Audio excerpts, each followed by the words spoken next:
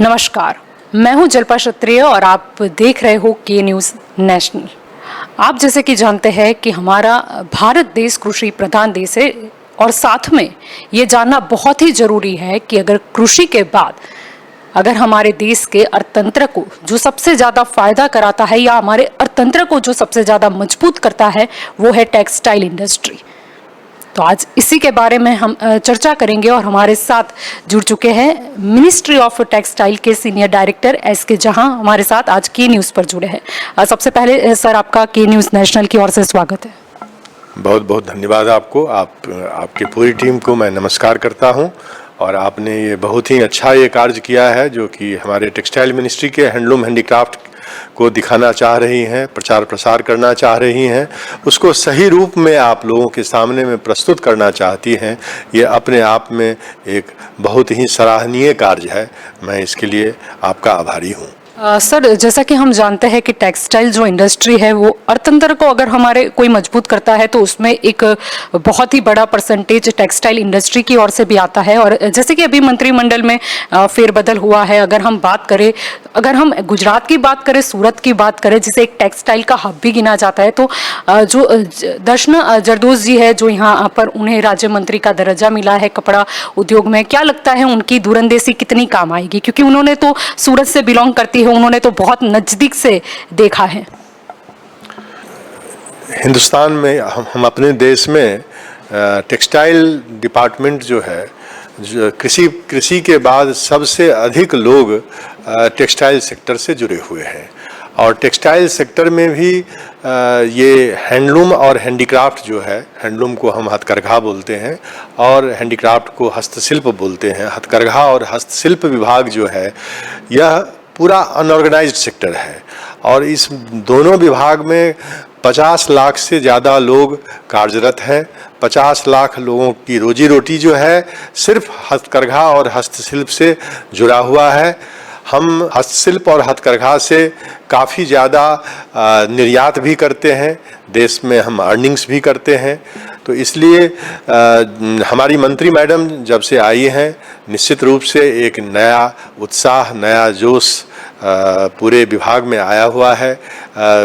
वो सूरत से बिलोंग करती हैं लेकिन अब पूरे देश की हैं, हम सब की हैं वो, और पूरे जोश के साथ एक एक चीज़ों पे बारीकी से ध्यान दे करके और उस पर मैं अपना नज़र रखी है और उत्साहवर्धन कर रही हैं, जिससे कि और भी उत्साह के साथ हम लोग काम करें और ज़मीन पर में हमारे जितनी भी योजनाएं हैं उनका कार्यान्वयन हो। जब तक योजनाओं का कार्यान्वयन नहीं होगा तब तक उतना फ़ायदा नहीं होगा। वैसे तो लोग स्वतः खुद करते हैं, सरकार उसमें एक कैटलिस्ट का काम करती है। सरकार की सहायता से एक उत्साहवर्धन होता है, एक प्लेटफॉर्म मिलता है, एक नज़रिया मिलता है और सभी लोग फिर जो है कुछ विशेष उत्साहित होकर काम करते हैं। यहाँ पर यह भी बहुत ज़रूरी है, जब से अगर हम प्रधानमंत्री नरेंद्र मोदी जी की बात करें, उन्होंने एक स्लोगन दिया था आत्मनिर्भर। उसके बाद हमें स्वनिर्भर बनने की और भी एक दिशा मिली। क्या लगता है अगर टेक्सटाइल इंडस्ट्री की बात करें, अगर उसमें अगर हम थोड़ी आधुनिकता भी अपनाते हैं, कुछ नई चीज़ें भी लाते हैं, क्योंकि हमेशा बोला जाता है कि समय के साथ आगे बढ़ना चाहिए, हमें अपनी संस्कृति तो जीवित रखनी है, जैसे कि हस्तकला उद्योग है, हमारे जो पारंपरिक अगर कारीगर है अगर उनकी भी बात करें, लेकिन कहीं ना कहीं एक आधुनिकता की और भी कदम तो रखना होगा। क्या कहना चाहोगे? आधुनिकता की अगर परिभाषा आप देखें, आधुनिकता का अर्थ हम ये समझते हैं जो आप टेक्नोलॉजी का भी उपयोग करने की ज़रूरत है। आप जैसे आप देख लीजिए, ये एक ग्लास है, एक वाटर बॉटल है, इसमें ये हैंडीक्राफ्ट का है, ये बांस का बना हुआ है, जो कि पहले नहीं होता था, पहले सिर्फ स्टील का होता था।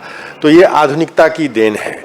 आज हम सबसे पहले जो आत्मनिर्भर के लिए, अब तो पूरा विश्व जो है एक ग्लोबल विलेज बन गया है, लेकिन अगर जब ग्लोबल विलेज नहीं भी था तब भी हम अपने एक एक गांव को लें, कोई भी देश का गांव बिना हैंडलूम हैंडीक्राफ्ट के सरवाइव नहीं कर सकता है।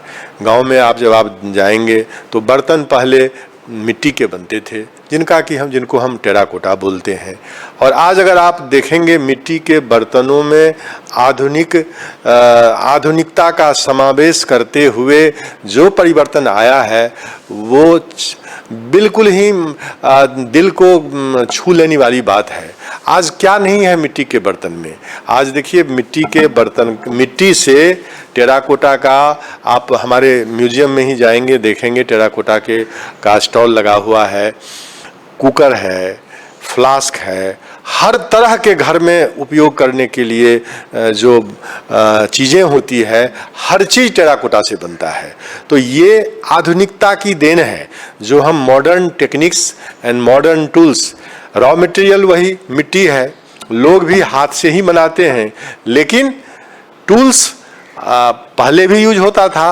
अब आज के टूल्स थोड़ा हमारे आधुनिक हो गए हैं, मॉडर्न हो गए हैं, बनाने में सहूलियत होती है, तो वही चीज़ अब बेहतर बन रहा है और लोगों की पसंद ज़्यादा हो रही है। तो ये मैंने एक एग्जाम्पल टेराकोटा का दिया, ऐसे बांस का आप देख लीजिए। आज बांस का उपयोग, बांस से फाइबर भी बन रहा है, बैम्बू फाइबर भी है।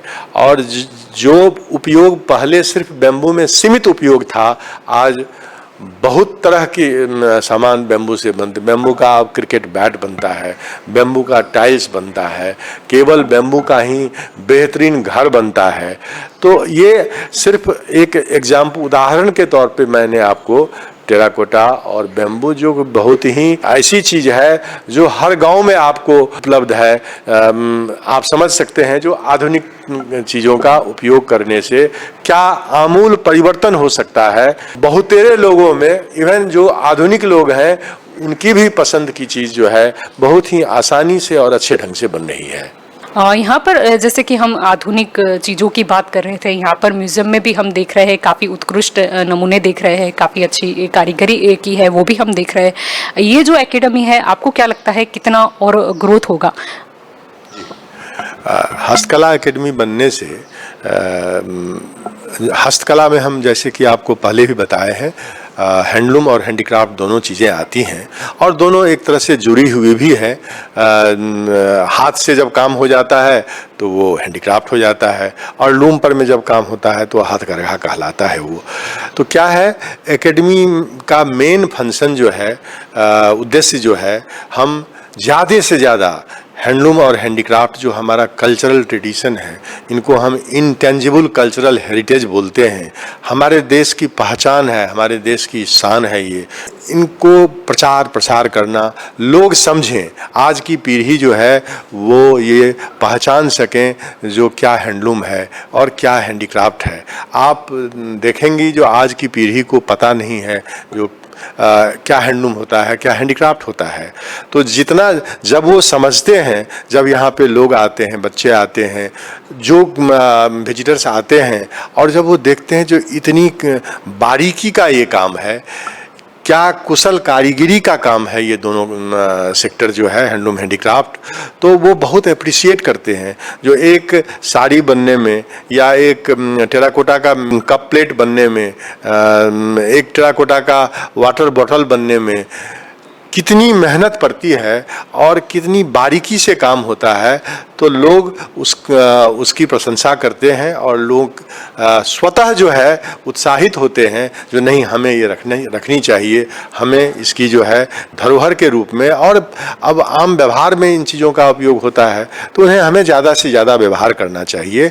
तो हस्तकला एकेडमी जो हम इसमें काम करते हैं, जो लोगों के स्किल अपग्रेडेशन का काम करते हैं, मास्टर क्राफ्ट पर्सन्स जो देश में डिफरेंट क्राफ्ट्स के हैं, उनको हम बुलाते हैं और ट्रेनीज़ को बुलाते हैं। मास्टर क्राफ्ट्स में नेशनल अवार्डी, पद्म शिल्प गुरु अवार्डी, संत कबीर अवार्डी, वो आकर के उनको प्रॉपर ट्रेनिंग देते हैं, सिखाते हैं, बताते हैं, और तब जो है उसकी अहमियत समझ में आती है लोगों को। तो हस्तकला एकेडमी बनने से एक दोनों सेक्टर में एक, क्योंकि यहाँ पे दिल्ली में बना है, तो यहाँ जो विजिटर्स आते हैं, एक अच्छे क्लास के विजिटर्स होते हैं जो इस चीज़ को महसूस करते हैं, जो नहीं, ये हमारी अपनी चीज़ है और इन्हें हमें बढ़ावा देनी चाहिए। हम खास तौर पर जैसे कि जानते हैं कि हस्तकला उद्योग के साथ ज़्यादातर महिलाएं भी जुड़ी होती है, जिनकी कहीं ना कहीं रोजगारी इसी हस्तकला पर, जो उनकी मतलब कलात्मक जो कृति है, उनका जो कलात्मक स्किल है उसका यूज करके वो लोग बनाते हैं। क्या लगता है इससे महिलाओं का कितना मतलब विकास होगा, अगर जो दूरंदेशी अपनाई जाए तो कितना संभव? आपको मालूम होगा जो महिलाएं करीब तकरीबन 50% जो हमारे 50 लाख के लोग करीब जो काम कार्यरत हैं इस सेक्टर में, उसमें से 50% महिलाएं हैं। और ये महिलाएं गांव से लेके शहर तक की महिलाएं हैं। सबसे बड़ी बात होती है क्या, जो हमारे यहाँ कार्य होता है हैंडलूम हैंडीक्राफ्ट में, दो तरह के लोग काम करते हैं। एक है जो अपना घर का कार्य कर लिए और फिर उसके बाद जो समय बचता है उस समय का उपयोग वो इस काम को करने में करते हैं और इससे उनकी एक आमदनी बढ़ जाती है। और दूसरे तरह के लोग हैं जो फुल टाइम काम करते हैं। तो आमदनी जो है फुल टाइम वालों की ज़्यादा है और पार्ट टाइम वालों की का समय भी अच्छे से उपयोग हो जाता है और उनकी कमाई भी हो जाती है। महिलाओं के लिए बहुत सारे हम लोग स्कीम्स योजनाएं रखे हुए हैं।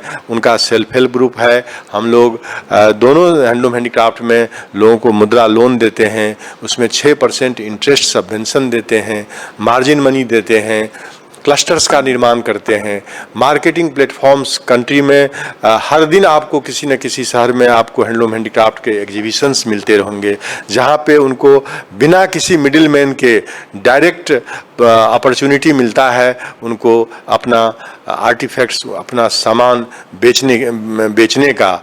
और ये मार्केटिंग जो होता है, मार्केटिंग में जब हम बुलाते हैं मार्केटिंग एग्जीबिशंस में, तो उनको हम फ्री ऑफ कॉस्ट स्टॉल देते हैं। उनसे किसी तरह का किराया नहीं, रेंट नहीं लेते हैं, प्रचार प्रसार करते हैं, उनको आने जाने का किराया देते हैं। ये सारी सुविधाएं उनको प्रदान किया जाता है और महिलाओं को हर एग्जीबिशंस में ज़्यादा से ज़्यादा अपॉर्चुनिटी मिले ये भी करते हैं। इवन जो हर साल हम लोग अवार्ड देते हैं, अच्छे मास्टर क्राफ्ट्समैन का रिकॉग्निशन करती है गवर्नमेंट अवार्ड्स दे करके, उस अवार्ड्स में महिलाओं के लिए भी स्थान है जो महिलाओं को मिलना ही मिलना है।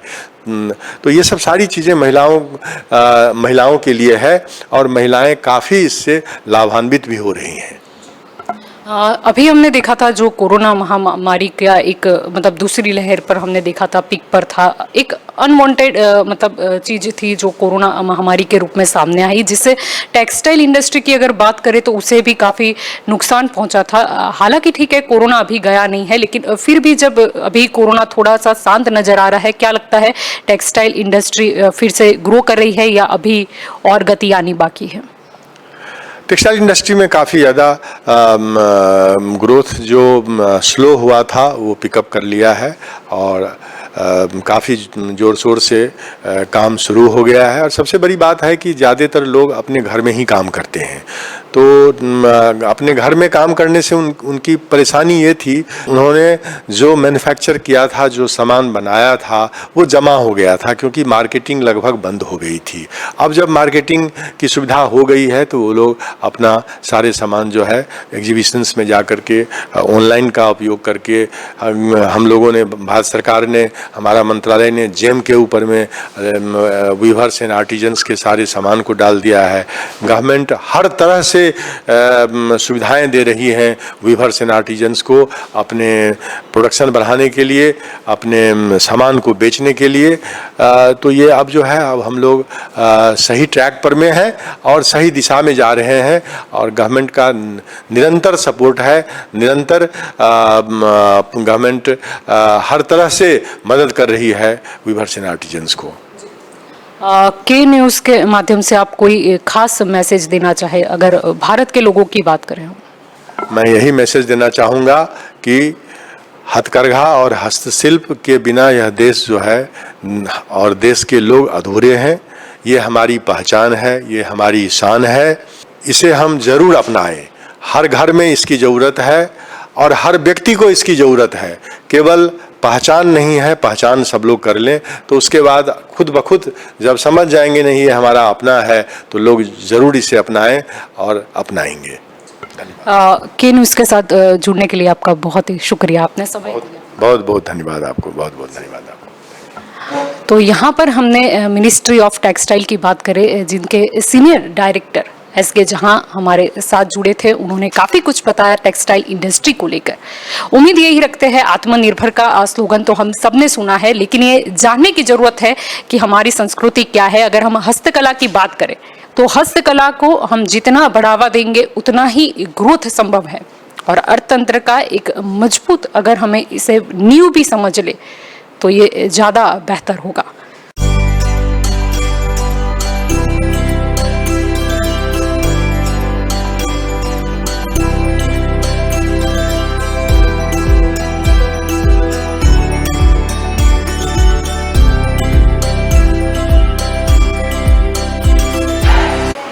यहाँ पर संस्कृति की बात चली है, और यहाँ पर जब हम हैंडीक्राफ्ट की बात कर रहे हैं, यहाँ पर हम बात कर रहे हैं, तब हमारे साथ यहाँ पर आप देख सकते हो कि ये हाथों से बना हुआ, आप ये देख रहे हो, यहाँ पर गीत भी गाए जाते हैं परंपरा से जुड़े, आप देख सकते हो। जी, ये जो है हमारा राजा, गौड़ राजा की कहानी जो है, इस बड़े देव के बाना में हम लोग गाते हैं।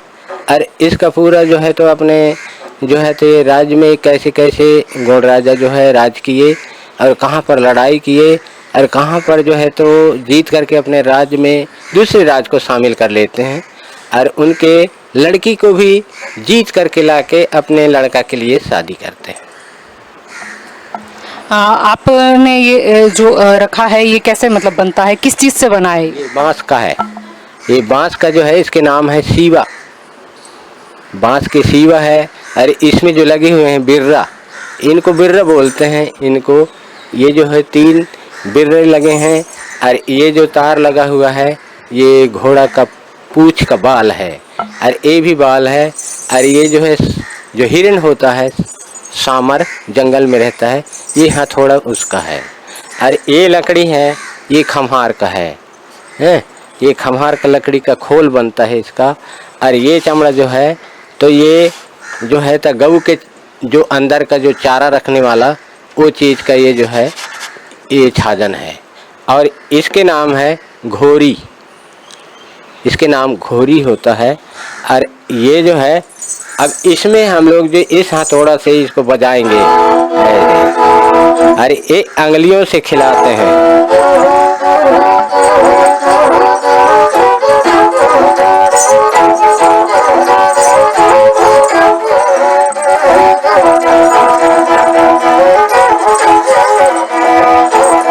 ऐसे बजा करके जो है पहले अपने शंकर भगवान का स्तुति करते हैं।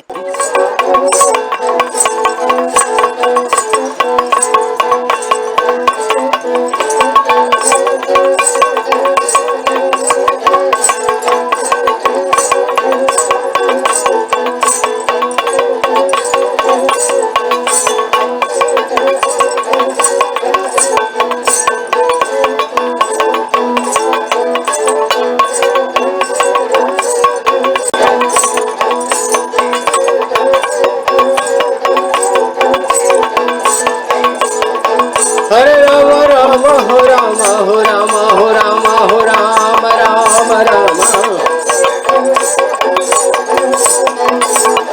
ही रगड़ बरगड़ दे गड़ दहर गड़ यस्ती गड़ लांझी बावन गड़ के राजा।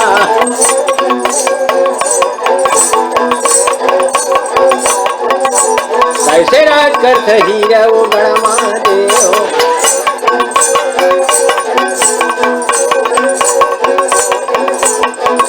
राजा सोने सिंहासन में बैठे, दारी चमरदारी पंखा चले रे।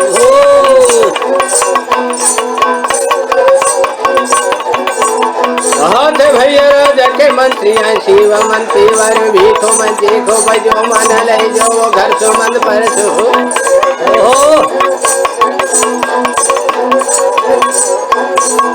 हाथ भैया संतराज गुणवान राज कराए होनर हीरा गण महादेव।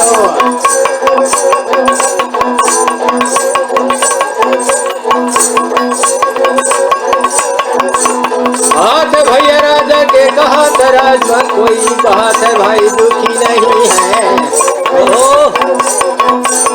कहा छोटे ला नहीं गिरावा ना बड़े ला नहीं डराए महाराजा हो घोड़ा ला सिंहार से हीरा रे मोती मुगन के माला ला पहिना था अगल बगल तलवार बांध है घोड़ा के कह चारों पाँव में छुरी कटारी ला बांधे आए गई हो बहुत भैया 16 मोहर के झूल दे के 5 मोहर के टिकली आई घोड़ा ला देखा है 12 बैला के घाटी घूमर का है 16 रे बैला के लेवारे बांधाने लागे वा घोड़ा बाबू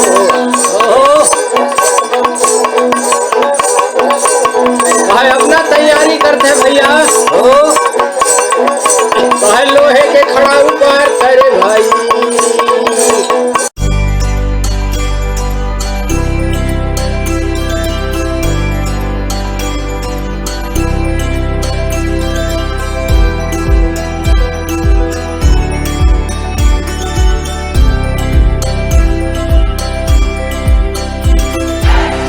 क्या बना रहे हो ये आप? ये मैं रामायण बना रही हूँ। आपको राष्ट्रीय पुरस्कार भी मिला है, तो ये रामायण मतलब ये कॉन्सेप्ट किस लिए? ये मुझे राष्ट्रीय पुरस्कार मिला 2016 में और ये मैं रामायण बना रही हूँ। ये मैं अयोध्या में लगाने के लिए ये रामायण में बना रही हूँ। इसमें आप जो रंग इस्तेमाल करते हैं वो कौन सा करते हैं, मतलब कितनी तकेदारी रखनी पड़ती है? क्योंकि मैं यहाँ पे देख रही हूँ बहुत बारीकी से आप ये ड्रॉ कर रहे हो। इसमें मैं पूरा कलर नेचुरल ही कर रही हूँ, जो कि मैं फूल पत्ती से ये कलर बनाती हूँ। और जैसे ये मैं ब्लैक अभी कर रही हूँ, तो ये ब्लैक जैसे काजल तैयार करते हैं ऐसे मैं इसको अपने घर में तैयार की हूँ। तो ये जो रंग है वो मतलब किस तरीके से मतलब बनाते हो आप, मतलब कितना दिन लग जाता है, मतलब और ये मतलब लॉन्ग टर्म रहेगा कलर? ये कलर पक्का है और कम से कम 3 महीना लग जाता है मैम ये कलर को बनाने में। जैसे आप ये ग्रीन देख रहे हैं तो ये सीम की पत्ता से हम निकालते हैं इसको। और जैसे ये रेड हो गया तो इसमें मैं अड़हुल फूल, गुलाब फूल और मैं इसमें चकुंदर का रस और खाने वाला गोंद एंड चूना भी मिलाती हूँ उसमें।